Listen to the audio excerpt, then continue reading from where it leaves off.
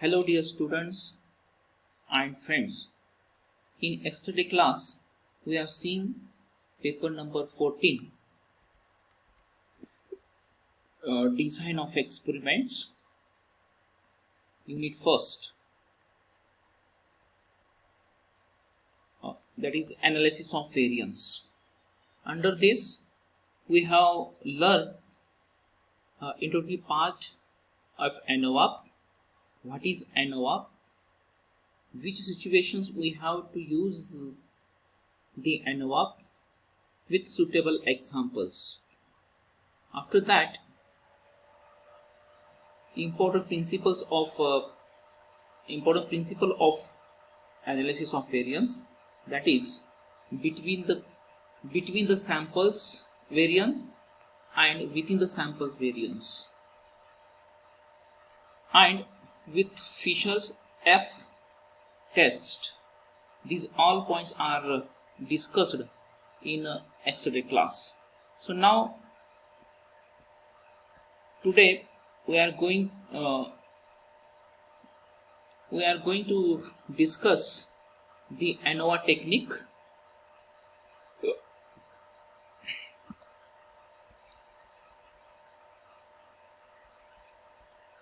These all points are already discussed in our previous lecture.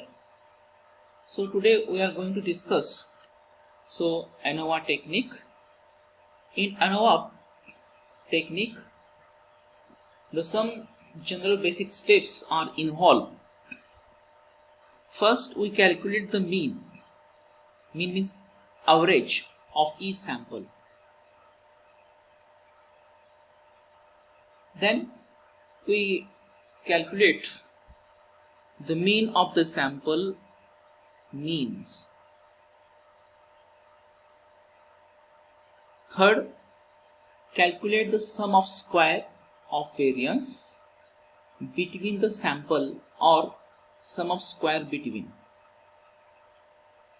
And fourth one, obtain the variance or mean square MS between the sample. So these two steps we calculate the between the sample. In calculate sum of square for variance between the sample, and fourth step, obtain the variance mean sum of square between the samples. And fifth step, calculate the sum of square. In step 3 and 5, calculate the sum of square for variance between the sample. In step 3, within the sample, between third step, between sample, and fifth step, within the sample or sample square within. After we calculate sum of square for variance for within sample, then we go to calculate or obtain the variance mean square within the sample, and find sum of square of deviation from the total variance. And last step, finally find the F ratio, that is Fisher's ratio, and finally we come to conclusion. So these are the basic general steps involved in ANOVA technique. So dear students, actually there are two types of ANOVA. So please, so keep in your mind there are two types of ANOVA. That is, first one-way ANOVA and two-way ANOVA. Simply in one-way ANOVA, only one factor is investigate. In two-way ANOVA, investigate two factors at the same time. So this is the simple difference between one-way ANOVA and two-way ANOVA. So let's details in one-way ANOVA. So as per one-way ANOVA, only one factor. The definition: if we classify observed data, keep in view single characteristics or single character. So such type of classification is known as one-way classification or one-way ANOVA. In other words, we say the observations or data are classified according to one factor or criteria is called one-way ANOVA. For example, in one-way ANOVA, yield of several plots for land may be classified according to one or more type of fertilizers. This is the example of one-way ANOVA. Or one-way ANOVA is a technique to compare the mean of more than two samples, or in other words, it is statistical tool that is used to check if the mean of two or more groups are significantly different from each other, and ANOVA to check the impact of one or more factors by comparing the mean of more than two different samples. For example, again, t-test is used when we want to test the significant difference in the annual consumption expenditure of male and female. So male and female, two samples. But if we want to check the significant difference in the annual salary of art, science and commerce graduates, one-way ANOVA is used because there are more than two samples. There are more than two samples, art, science and commerce. Okay, such type of situation we have used the one-way ANOVA. The important points is that one-way ANOVA tests the significant difference among the sample only, and it does not inform which sample is different from other. Okay, so let's details in details in one-way ANOVA.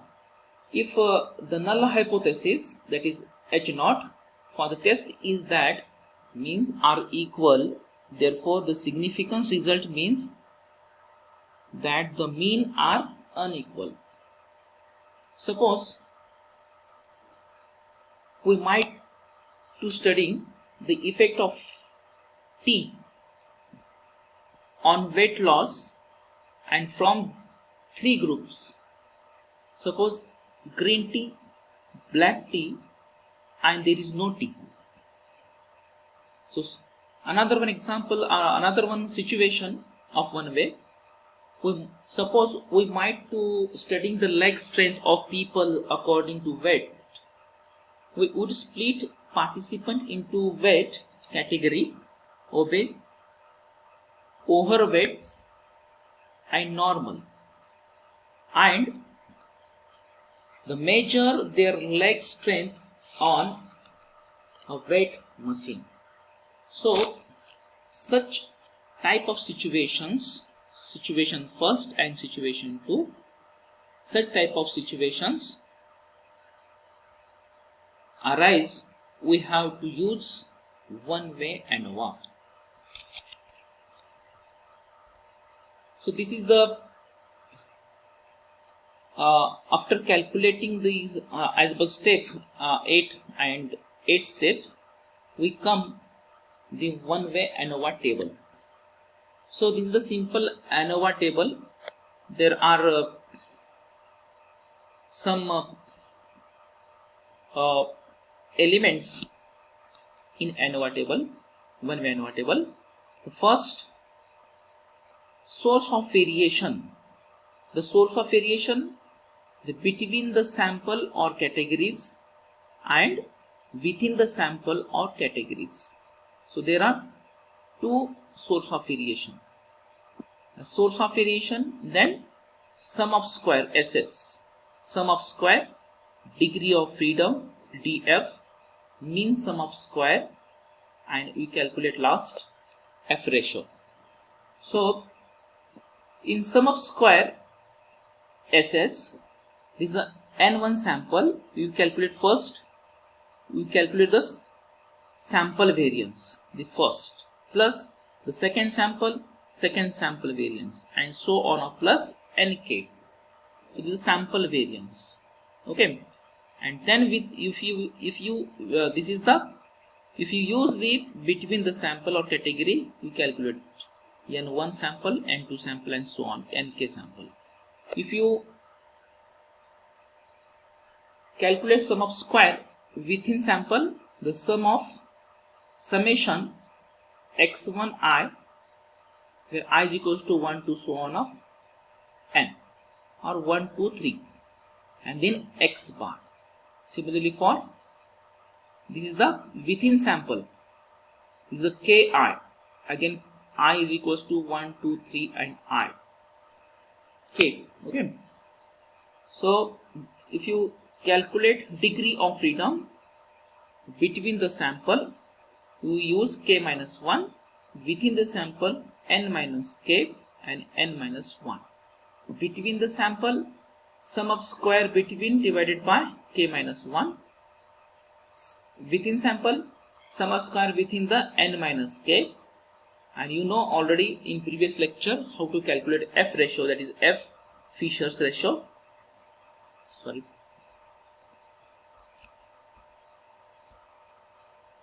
Fisher's ratio. Sum of square between divided by sum of square within. So after calculating this all, we calculate total of sum of square, degree of freedom. Okay, this is the simple ANOVA table. After calculate the one-way ANOVA table, we come to depend upon the result depend upon f ratio.